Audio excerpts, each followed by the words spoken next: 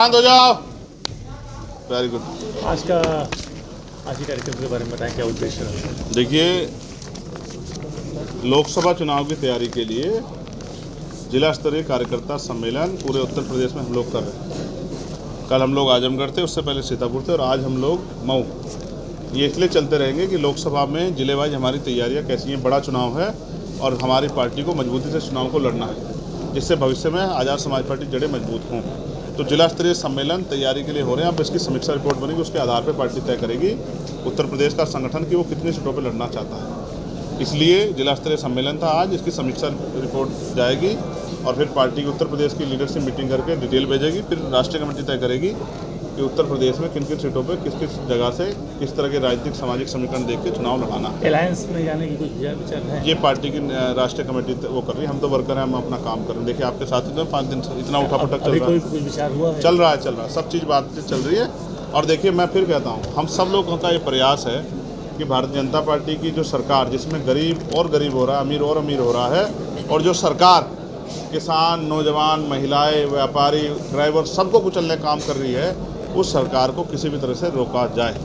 मायावती जी ने ऐलान कर दिया अपने जन्मदिन के अवसर पर कि हम इस बार किसी अलायंस में नहीं जा रहे हैं, अकेले लोकसभा चुनाव लड़ेंगे। देखिए, आदरणीय बहन जी बहुत बड़ी नेता हैं, उनका बहुत बड़ा सहयोग समाज को मिला है, लेकिन ये फैसला उनका व्यक्तिगत फैसला है। इस फैसले के प्रभाव और अभाव का समाज को कुछ दिनों में एहसास हो जाएगा। क्या लगता है अलायंस जो? देखिए, मैं आपको सिर्फ इतना कहना चाहता हूँ, आज ज़रूरत है भारतीय जनता पार्टी की तानाशाही सरकार से निडरता से टकराने की, सीबीआई, ईडी, इनकम टैक्स से ना डरने की, झूठे मुकदमे जेल की परवाह न करने की, क्योंकि नेता का व्यक्तिगत हित समाज हित से बड़ा नहीं हो सकता। आज समाज को जरूरत है कि समाज का स्वाभिमान सम्मान की लड़ाई लड़ी जाए और बीजेपी को मुंहतोड़ जवाब दिया जाए। तो हम उसकी तैयारी कर रहे हैं और मैं आपको विश्वास से कहता हूँ कि आज़ाद समाज पार्टी का एक एक कार्यकर्ता भारतीय जनता पार्टी को उत्तर प्रदेश और देश में रोकने के लिए पूर्ण रूप से संकल्पित है और वो मेहनत करेगा। और हम भी अपने खून का एक एक कतरा इस देश में कमजोर वर्ग के लोगों को शासन सत्ता में लाने में लगा देंगे। तो क्या लग रहा है अलायंस में नहीं जाने के पीछे क्या उद्देश्य रहा? भाई, ये तो आप उनसे पूछ सकते हैं। वो तो ईडी सीबीआई की आपने बात किया, मैंने तो आपको भाजपा यही तो कर रही है, आपने देखा नहीं क्या कि भाजपा कभी किसी नेता के घर ईडी लगाती है, कभी किसी के, मैं तो बहुत इन जगह सरकारी मशीनरी का दुरुपयोग कर रही है। मेरा कहना ये है कि हमें किसी भी तरह से भाजपा की तानाशाही के आगे झुकना नहीं है। तो क्या, क्योंकि देश में आज लोकतंत्र, संविधान सब खतरे में। इस देश में हो सकता है आने वाले समय चुनाव भी ना हो सकता है इस देश में आने वाले समय में वोट के देने का अधिकार भी खत्म कर दिया। हमें भाजपा का मुकाबला डट के करना है, डर के नहीं करना है। तो क्या माना जाए कि अलायंस में जाने की उम्मीद है आपकी? मैंने आपसे फिर कहा, हमने मेहनत की है, पिछले लंबे समय से हम लोग संगठन तैयार कर रहे हैं। जनता को वोट देनी है, हम जनता के बीच में जाएंगे जब चुनाव आएगा। अभी हम अपनी तैयारी का जायजा ले रहे हैं। कितने वोटों पर बात चलेगी अखिलेश जी? कितने सीटों पर? मैं तो यहाँ बैठा हूँ भाई, आपकी हुई हो तो अलग बात है, मेरी तो हुई नहीं अभी। अभी बात नहीं हुई, अभी होने कांग्रेस आ रही है आपके साथ? कांग्रेस, मैं फिर कह रहा हूँ, मैं तो आपके साथ बैठा हूँ, आप मेरे साथ तो आप मीडिया के लोग हैं अभी, तो अगर कोई और होगा तो फिर मैं जल्दी आपको बताऊँ। मुझे एक सवाल है, चूँकि आप सक्रिय हैं राजनीति में, तो जो बसपा ने फैसला दिया, बसपा प्रमुख ने, क्या लग रहा है कि इस लोकसभा चुनाव 2024 को लेकर जो उनका फैसला है अलग लड़ने का, कितना असर अगर आप भाजपा? देखिए, वैसे उन्होंने सोचा होगा कि वो क्यों ऐसा उन्होंने निर्णय लिया, लेकिन आज समाज ये देख रहा है कि जो मिलकर ही लड़ाई लड़ी जाए तभी भाजपा को रोका जा सकता है। तो आपको क्या लगता है कि क्यों उन्होंने, क्या लग रहा है कि किन परिस्थितियों में एक आकलन? अब मैं आकलन पिछले 5 दिनों से कार्यक्रम कर रहा हूँ। मैं आकलन कर रहा हूँ कि उत्तर प्रदेश की ज़मीन क्या सोच रही है, ठीक है। बाकी अगर आप उनका मेरा झगड़ा कराना चाहते हैं तो ऐसा मत कराओ भाई, तो परिवार में झगड़ा ना कराओ तो बहुत अच्छी बात है। वो तो आपसे दूर जा रही हैं, आप करें? कौन कह रहा है? उनका आशीर्वाद सदैव मुझे मिलता रहा। आज हम जो कुछ हैं यहाँ उनकी वजह से हैं। उन्होंने हमें जो सिखाया उनसे सीख के हम आगे बढ़ रहे हैं। ये कहना आसान है और इसको प्रैक्टिकली जब ज़मीन पे आप देखोगे तो बहुत हुआ।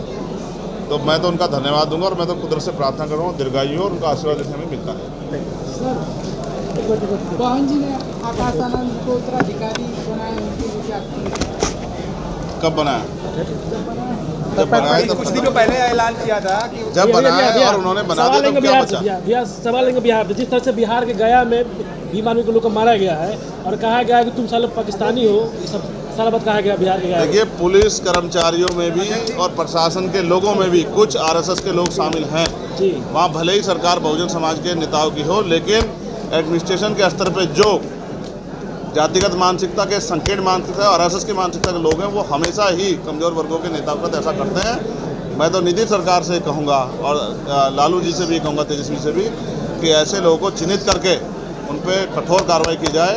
हमारे कार्यकर्ता कोई पीटेगा, कोई अधिकारी जो है भाजपा के इशारे पे या संघ की सोच के इशारे पे हमारे आंदोलन को चलने काम करेगा, तो उनसे हम जो भी लड़ाई लड़नी पड़ेगी उसको हम लड़ेंगे। भैया महिलाओं के साथ, अरे रुके नहीं, एक सवाल, महिलाओं के साथ रुके नहीं, महिलाओं के साथ छिड़कानी किया गया, उनकी जो साड़ी होती है वो भी जगह में, क्योंकि मैं वहाँ मौजूद था। तो ऐसे जो अधिकारी हैं वो अधिकारी नहीं हो सकते, वो तो अपराधी हैं, उन पर सख्त कार्रवाई करने की बिहार सरकार को जरूरत है।